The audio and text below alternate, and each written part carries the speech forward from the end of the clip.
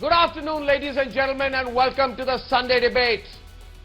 This is the first Sunday debate of the year 2021, and we're all looking with hope at the rollout of a vaccine. We're looking with great hope for the resurgence and the boom to be back in the Indian economy, for our growth to boom once again. And viewers, on this Sunday debate, as I was reflecting and looking back upon the year 2020, I thought that this must be a year where we cut the chase. We must come to the moot point. We must address the opportunities. But for that, first, we have to all of us, you, me, all of us, we have to address what is holding us back.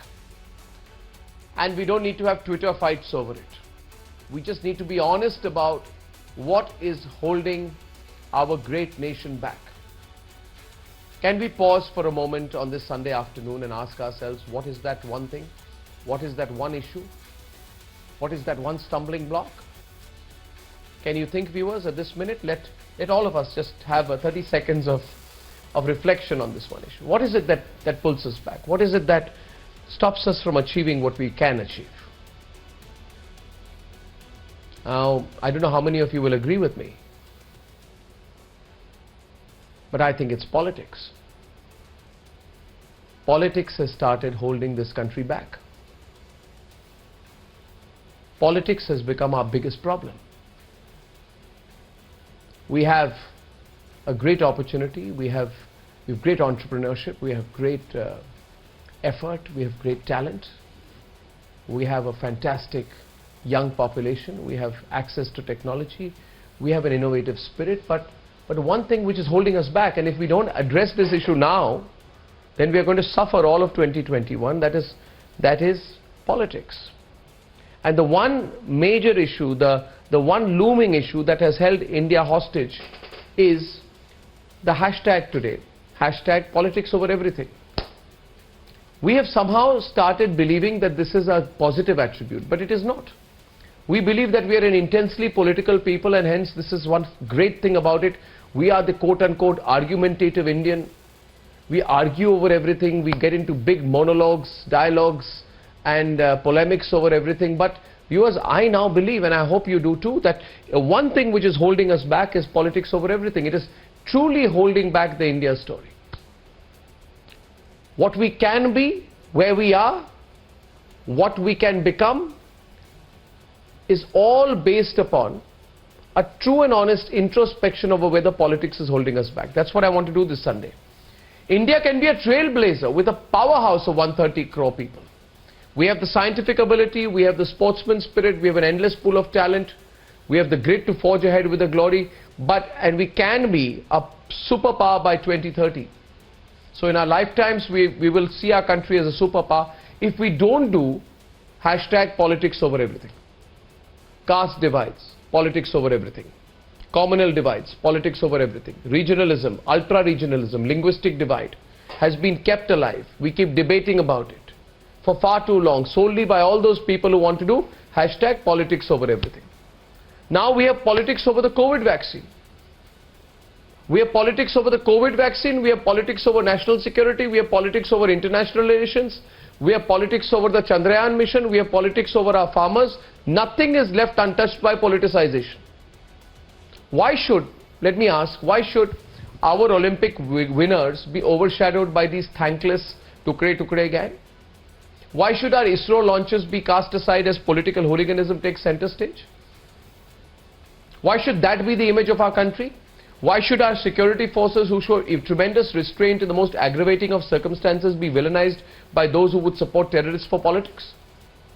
Why should reforms come to a staggering halt at the hands of those who choose blockades for politics instead? Why should the resolute fight of our COVID warriors be undermined by those who see politics even in the vaccine that has been created? Now next there will be politics over AstraZeneca or the vaccines themselves. And viewers, this is not a laughing matter. This is not an ordinary matter. This is a way of my saying, take the sum total of everything that we debate every single night at 9 p.m. And think how wonderful it would be in this country if instead of doing politics over everything, we could talk about how we are going to use democracy as a fuel and not undermine our democracy by those people who carry an emergency mindset. Why should the people of this country be suppressed by these power-hungry netas who see politics and everything? And therefore, I say this both to the generation senior to us, senior to me, and to the generation younger to me. And I request every one of you to please tell everyone in your family to watch the Sunday debate today, because it is time to take a stand against those who use politics to obfuscate the India story. It is time. If we don't do it now, then we are wasting 2021. This is the chink in our armour. We have begun to believe it is something great about us, that we do politics over everything. It is the biggest chink in our armour. It is our Achilles heel. It is terrible for the next generation. We will never be able, our next generation of Indians, viewers, will never forgive us. The next generation of Indians will never forgive us because we did politics over everything. We destroyed this country's opportunity. Both in terms of macroeconomics, geostrategy, the next 10 to 15 years can change the India story. But unless you stop doing politics over everything, we will achieve nothing. We must stop fooling ourselves. We are lucky right now there is political stability in this country. If the next generation, if our youngest generation would know about the politics that happened in the late 1990s, they would be petrified. So I ask you a very simple question today, viewers. Imagine India 2030 or India 2035. And imagine we are still doing politics over everything. And the countries in Southeast Asia have overtaken us. The economy of Bangladesh is zooming much faster than us. Leave alone China. Imagine that the Middle East becomes a fantastic global financial hub. Imagine that Russia has actually reformed itself, doubled its economy, and it already exerts far more geostrategic influence than us because it is outward looking. And how can a country so deep in its own politics and problems ever play a global role? If this sounds pessimistic, viewers, today, this is the reality, because we can't just keep patting ourselves in the back and saying, no, we are in a great position. If we need to exert greater geostrategic global influence, soft power influence, hard power influence, economic influence, military influence, we must first stop this extremely irritating habit of doing politics over everything. So